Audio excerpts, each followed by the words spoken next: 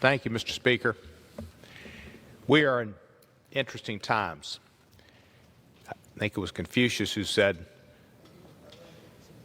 to live in interesting times is a great opportunity. It is.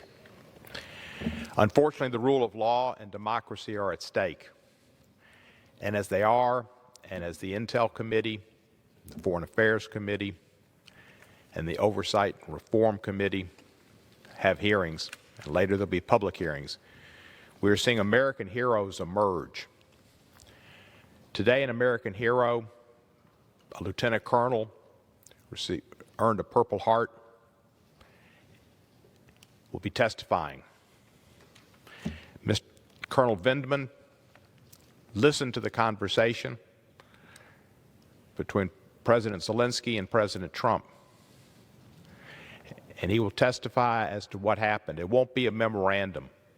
It'll be what really took place on that call and why it alarmed him so much. The administration doesn't want Mr.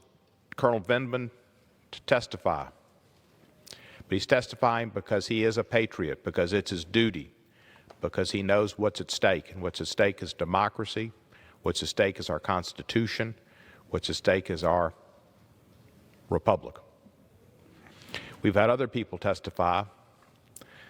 The ambassador, who was removed 2 months early because she refused to go along with what was taking place, and Ms. Fiona Hill. These are heroes. These are patriots. And unfortunately, on some news networks that are mouthpieces for the administration, they have had their patriotism questioned, and they've been vilified. This is the beginning of despotism, when heroes who come forth with proud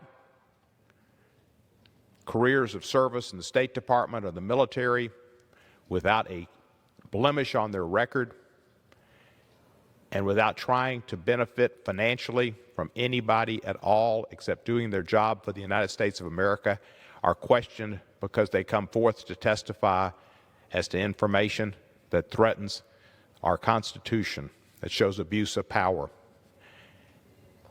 and an effort to not comply with our Constitution in carrying out congressionally mandated spending to protect a country fighting Russian aggression in their own territory.